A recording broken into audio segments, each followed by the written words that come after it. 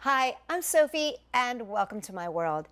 Today I want to talk to you about a machine that I bought recently. It is a Cricut. This is part of my series of try it, don't buy it.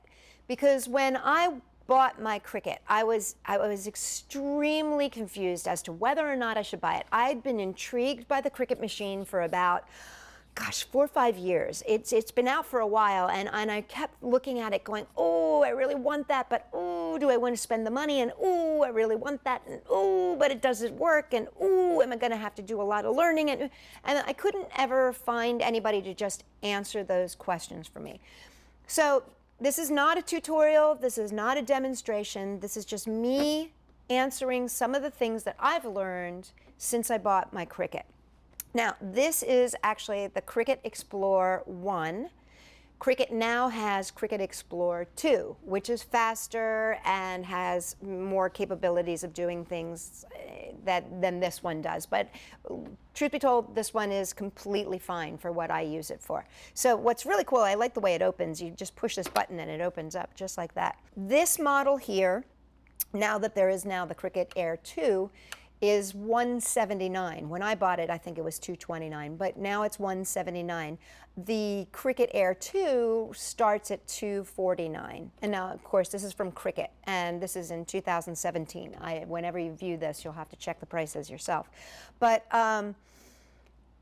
here's what I want to tell you about the Cricut.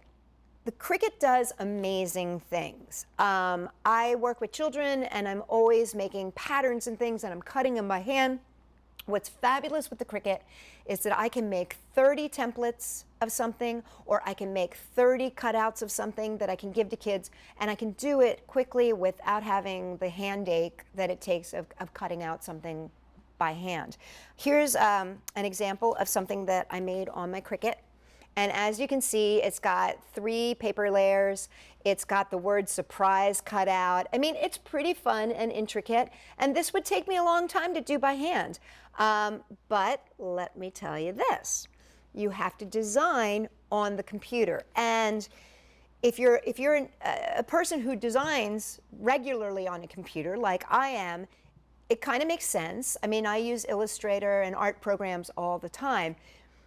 But there is a learning curve. And so if you're going to be designing your own things, such as this, like this little thing here, you are going to need to make sure that you give yourself the time to figure it out. Now, when I first got my Cricut, I was really excited, and I opened it up, and I went online, and I did everything that I had to do, and it shows you, it gives you a tutorial, and there are lots and lots and lots of programs that are already pre-made, and you can just buy them from Cricut or download them from Cricut, and it'll just boom, boom, boom, boom, boom. It tells you exactly what paper to use, this, that, and the other.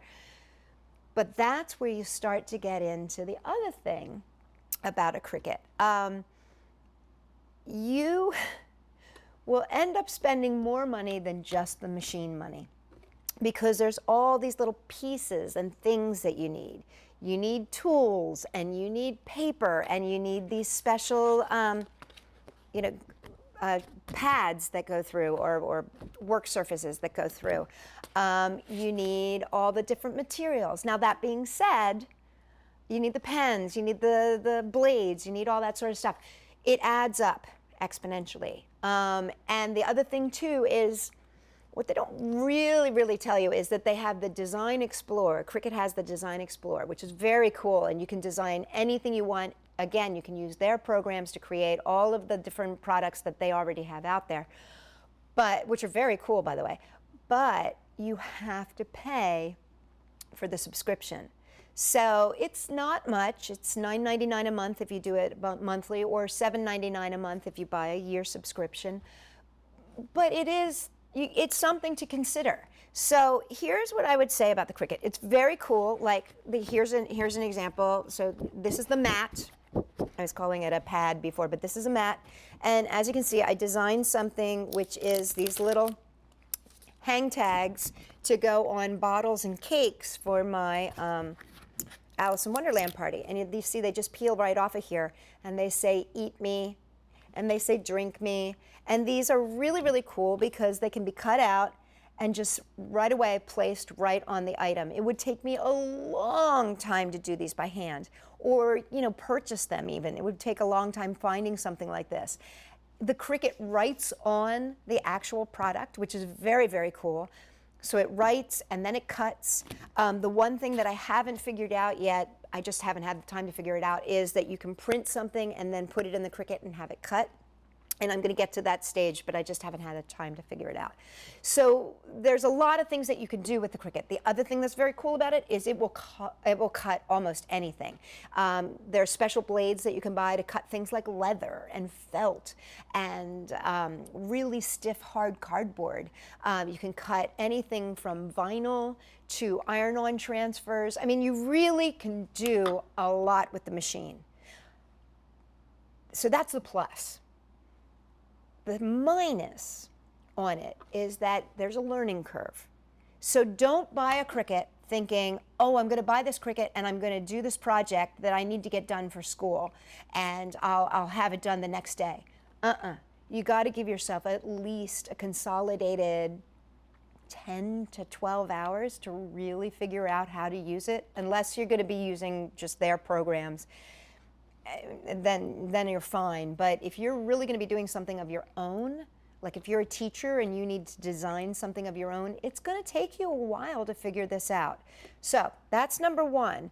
Number two, there are additional costs over the top of the machine. And you just have to know that that's going to happen. And they're not just little costs. They add up. I mean, it's like $10 for the pens, and then like, oh, another $12 for the mats, and oh, another, $15 for the tools, and oh, another $7 for the subscription. It just starts to add up. So, base. Try it. Don't buy it. Here's what I would say. If you are a person, if you're a scrapbooker, or if you're a teacher, or if you're somebody who is going to use this tool as a tool, and you are willing to put the time into it to make it, then it's a great buy. If you are somebody who just wants to bing, bang, boom, and you're going to use it once or twice, I'm going to say don't buy it. So it's a really, really cool machine. Don't get me wrong, really cool machine. It's just going to take some time and a little bit of money. And if you've got both of those, I'd say buy it. If you don't, I'd say go to Etsy. Don't try it. For more buy-its, don't try-its, come and check us out, Sophie-World.com.